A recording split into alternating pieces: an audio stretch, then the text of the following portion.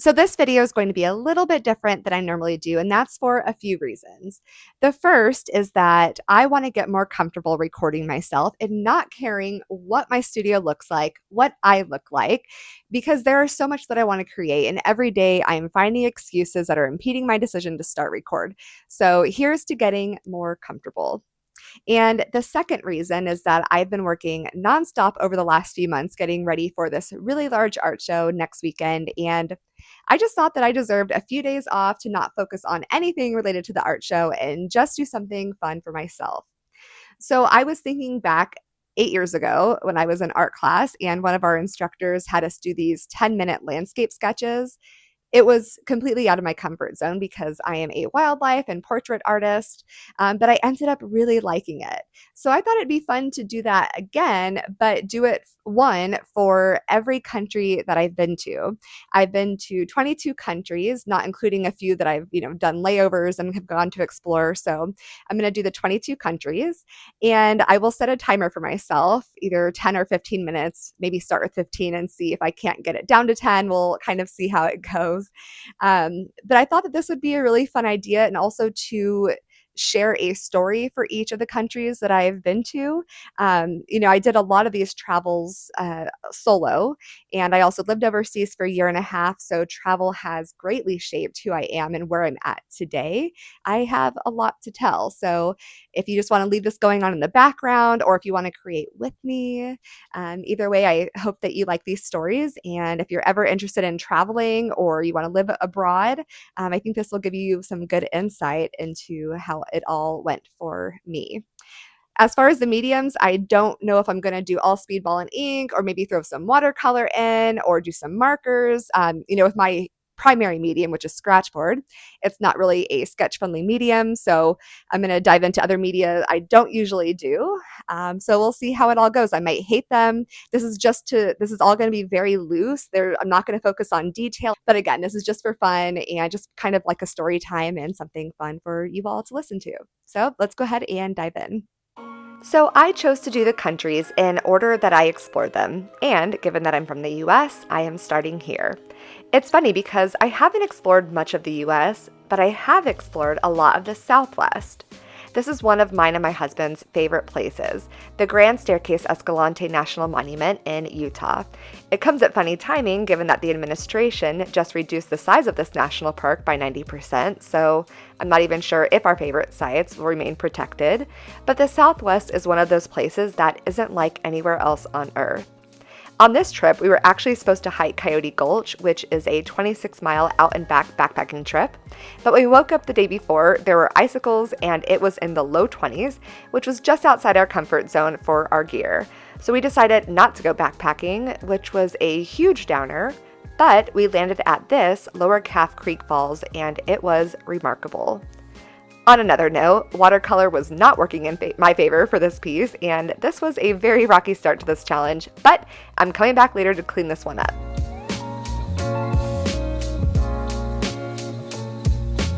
Next up is Mexico. Growing up in a state bordering Mexico, it is somewhere I've been several times. This picture with the whale shark was taken on a trip with my husband to Cancun. This was our first getaway after having our son, and we were ecstatic for our vacation. But that was quickly overtaken by a horrendous sunburn I got and my husband getting food poisoning. The entire boat trip to find this one whale shark, which required several hours out at sea, he was throwing up over the side of the boat. Funny in hindsight, but it was a rough trip. I actually couldn't see anything when I first jumped in the water and they told me to swim, but as soon as the bubbles cleared, I was straight in the path of this massive fish and was just basically me scrambling to get out of the way. Needless to say, we definitely plan to do this again in the future, but probably somewhere more like La Paz.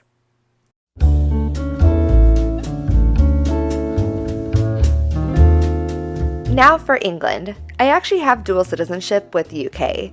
My dad was born in England, and even though he moved to the States when he was very young, we were able to get our British passports, and that opened up a lot of doors for me later in life. On this particular trip to England, I was on a one-way ticket, and it was my first stop for a few weeks before I moved to Switzerland. I started this trip visiting one of my best friends, Jess, who I was an au pair with in Australia, and this is one of our stops to Whitby Abbey in Yorkshire, just outside of where she lived. My dad, brother, and ex-stepbrother ended up meeting me in London later that week, and it was a trip that I will never forget. My ex-stepbrother Stephen passed away a few years later, and it's just one of those things that you just replay all those moments you had over and over again in your head. And on that same trip, I also met up with a friend I had met in New Zealand. It's all these full circle moments where the world seems a lot smaller than it really is, and I've always felt like England was one of those middle places where everything kind of just ties together.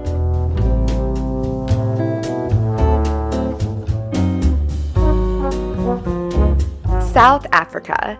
The picture here is actually the Blikkerens Bridge, which I bungee jumped off of.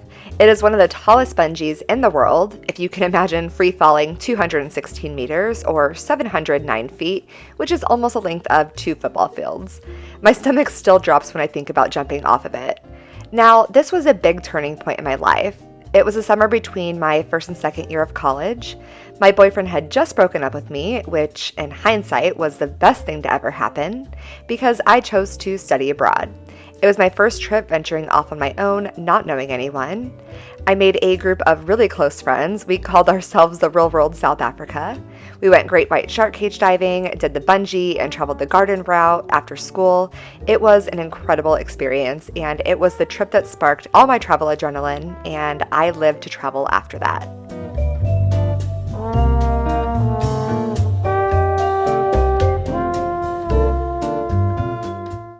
I messed up the order of countries here a little, but after I finished college, I worked as a bank teller for a year and saved up before I put my notice in and left for Peru to volunteer for 5 weeks in Cusco. I obviously had to draw Machu Picchu for this one.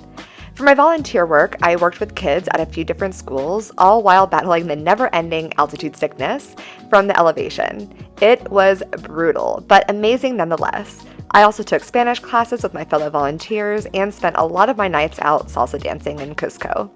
My trip to Machu Picchu I actually took alone, and it's funny because it was on the off-season and there was no one at my hotel. I was completely alone aside from the biggest black wasp-like insect I've ever seen that kept me trapped in my room for several hours. I also ventured off to a weekend in Tambopata in the Amazon jungle, and being the off-season, it was just me and a small group of Australians in our bungalow resort. We trekked in the jungle and went in the boats at night to see caimans. It was an incredible trip.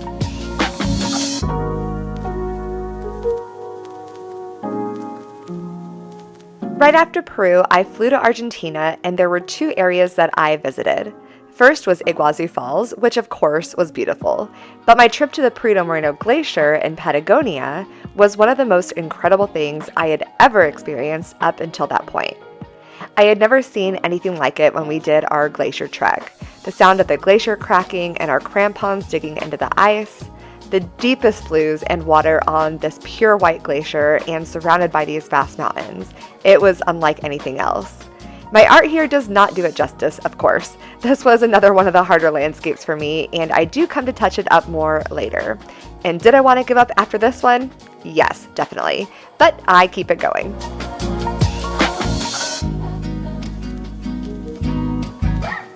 Right after Argentina, I went to Costa Rica with my mom, stepdad, and boyfriend at the time. Looking back, I actually did not take a ton of photos, or good ones, but I did like this photo of an iguana I took, so I decided to paint this one. In Costa Rica, the most notable things we did were whitewater rafting, which I had previously done at a larger scale in Peru, and a surf lesson. As much as I had a fantasy of being a surfer growing up, I learned very quickly that surfing was not something I was going to pursue seriously. Also, this reminds me of how much more I prefer to paint animals than landscapes.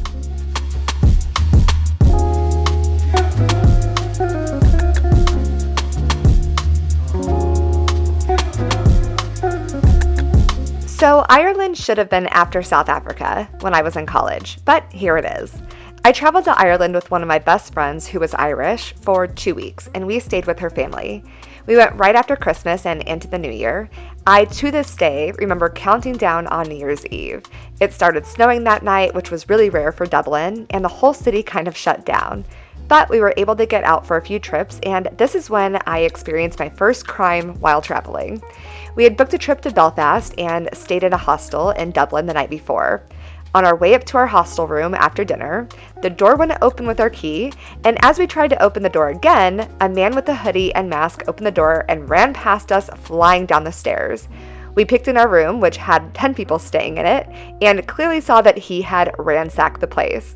We took off after him, yelling and trying to catch him, but in reality, what would two small college girls have done? We ended up getting called down to the police station for an interview, which actually felt like a scene from an interrogation, but we had a good laugh with the police and found a new room for the night. And luckily, nothing of importance was taken of ours.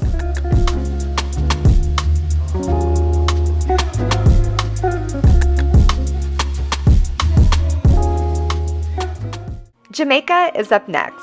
I don't have many stories for this one, other than remembering how hilarious it was watching my mom drink too many Mai Tais and taking a tumble on the beach one night. We drank, we went ziplining, it was beautiful, but I'll just let you enjoy the art on this one. Here is where I finally feel like I started to get into rhythm.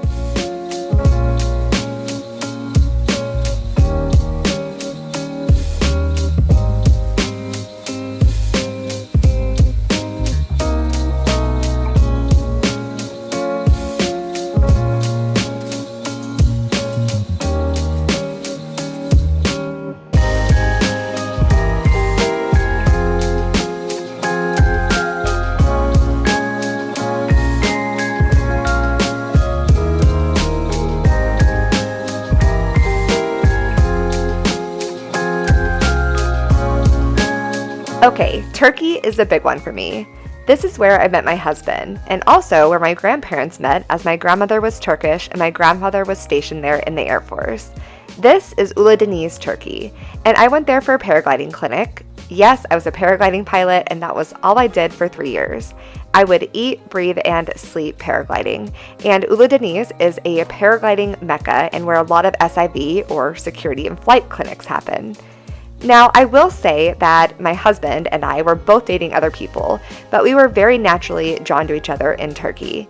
Nothing happened, but I'm pretty sure everyone, including us, could tell that there was this very strong connection. I had called my mom at the airport on my way home, and I told her that I met this other pilot, and told her nothing happened, but that he had made me realize what else was out there for me. I went home and broke up with my boyfriend and focused on my paragliding and my work and saving up for the next 6 months before I decided to move to Australia, which is up next.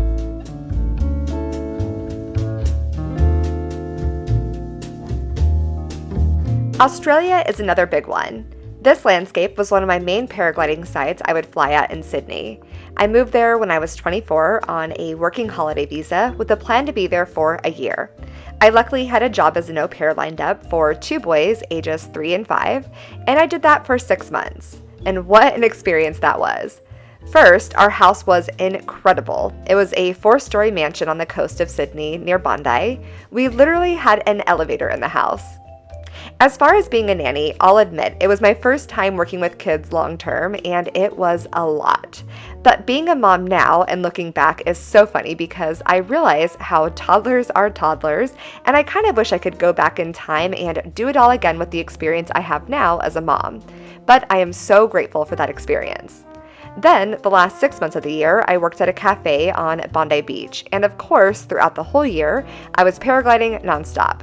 I made the best group of pilot friends and also had the most incredible roommates and apartment in Bondi, and it was, aside from my life now, the best year of my life.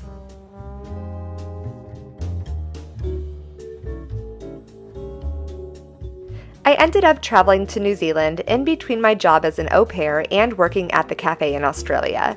I took a 2-week solo vacation, and I'll start by saying that New Zealand is my favorite country out of all my travels. This scene here is from Rotorua, but I actually only spent a few days on the North Island, visiting here and also doing a tour of the Waitomo Caves, which was unreal. I did this Lost World tour where we walked in the middle of these rolling green grass hills. Then, out of nowhere, came this opening in the ground that led us to a 100-meter or 328-foot drop that we abseiled down, and it was into this world that looked like a cave jungle out of a fairy tale. The rest of my time in New Zealand, I rented a car and drove all around the South Island, doing another glacier trek with my first helicopter ride, seeing the most beautiful landscapes, and making some of the most incredible friends at my hostels.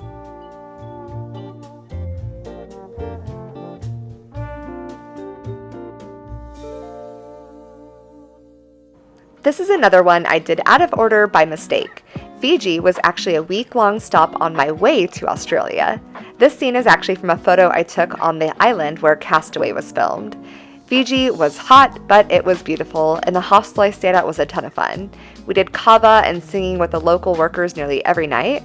I had also met a Fijian airline pilot while boarding my flight, and she offered to take me out to dinner, which was amazing hospitality.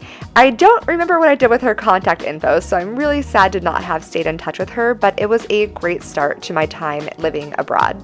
Oh, and I got the worst sunburn of my entire life in Fiji. I literally got 2 freckles on my forehead just from that one burn. It was awful. And another funny story, one of the people I met at my hostel in Fiji, I actually ran into at a house party in Sydney 3 months later. Talk about a small world.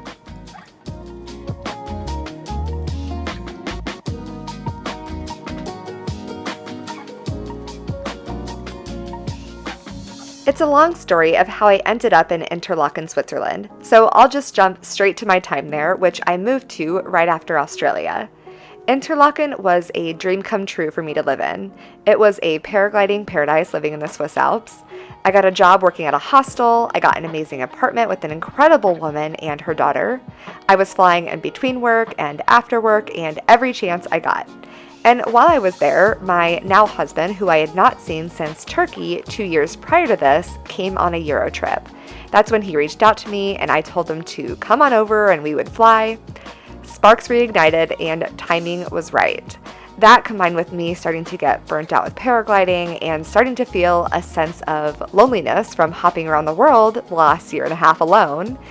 After 6 months in Switzerland, I decided to take a very big leap and move to California to be with my husband.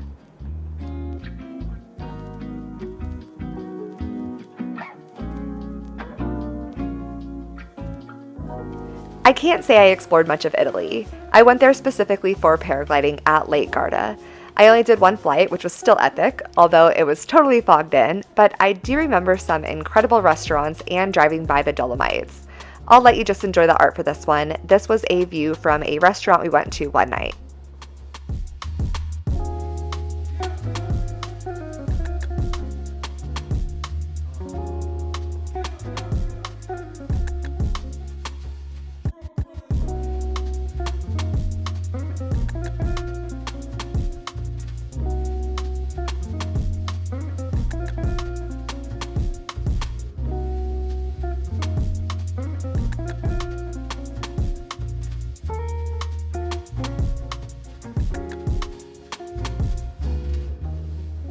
France is another country I went to specifically for paragliding. We went to Annecy, which is a big paragliding site. This is a photo from one of the launches.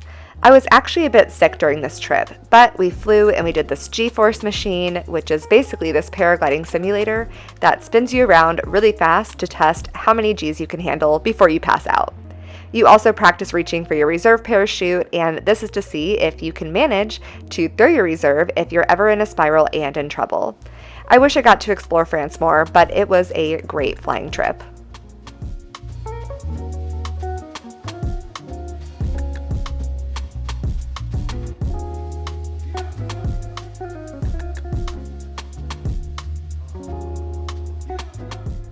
Okay, Slovenia is an absolute hidden gem. It is in my top 3 countries and by far one of the most beautiful places I have ever seen. Driving through the Julian Alps and the crystal clear river gorges are unlike anything else.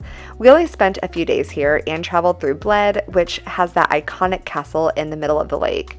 We also flew off a small paragliding site, which was epic. But I'm telling you, if you ever get a chance to travel some roads less traveled in Europe, you have to go to Slovenia.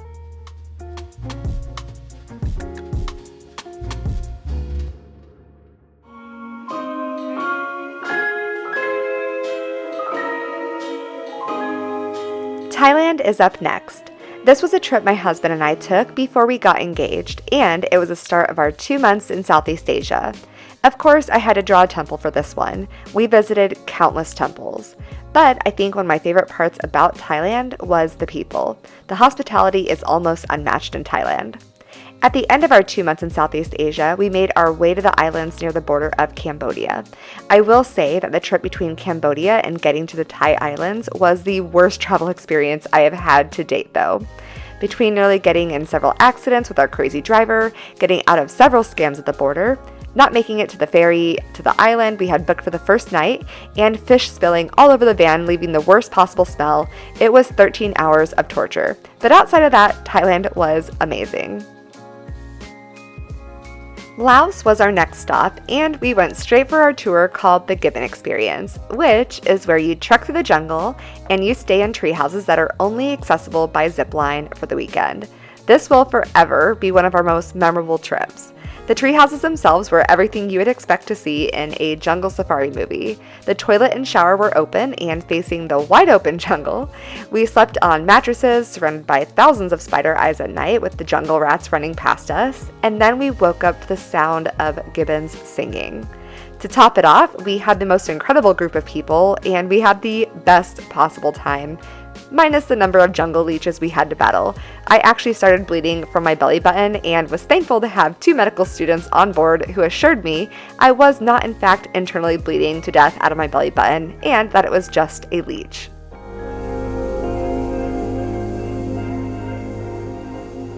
Oh, Cambodia. So many emotions with this country. For one, there was something about it that I thought to myself that if I were living as an expat in Asia, that I could see myself living there. I don't really know what it was about it. The country not long ago was going through genocide, and most of the adults we had seen lived through the Khmer Rouge regime, either being a part of it or victims of it. We toured the killing fields and the S-21 prison. I felt that these were really important to see, but it was extremely difficult hearing the stories and setting foot on the grounds where it all took place. It was a very emotional experience. One of my favorite nights, though, was when we went to see a performance by the Cambodian Living Arts in Phnom Penh. It was one of the most mesmerizing performances I had ever seen, and we, of course, also spent time here at Angkor Wat.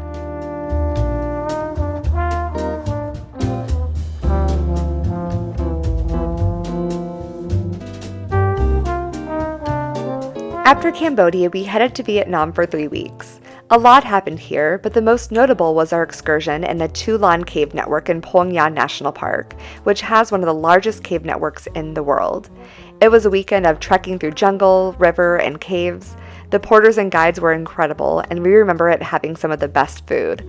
It was also interesting getting to speak to several people throughout Laos and Vietnam who had been so greatly impacted by the Vietnam War, which, like Cambodia, wasn't that long ago.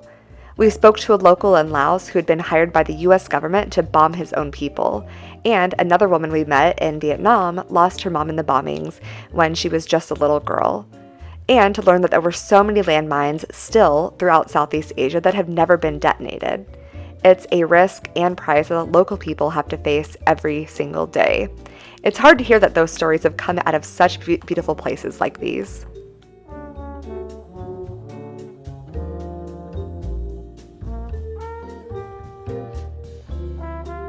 The last country on my list, and trailing right behind New Zealand as one of my top favorite countries, is Scotland, where we rented a motorhome and drove around for our honeymoon for 2 weeks.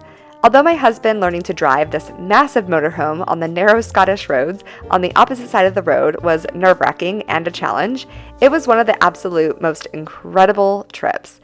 And I'll admit, we actually chose Scotland because we are die-hard Outlander fans.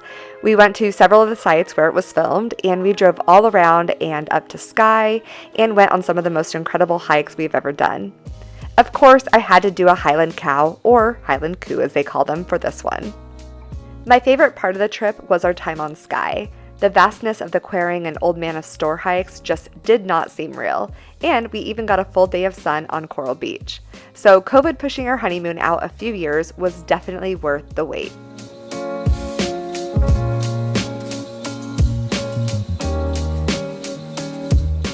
Okay, it might just be me, but I'm pretty sure I saw myself improve through each sketch in this challenge, so I definitely wanted to go back and touch up this first one. This was such a fun and true challenge. It started a little bit rocky, but I ended up getting into a good groove. I hope you enjoyed listening to and seeing a small glimpse inside my travel adventures. Let me know what you think in the comments. Let me know if you can relate to any of these stories, and don't forget to subscribe.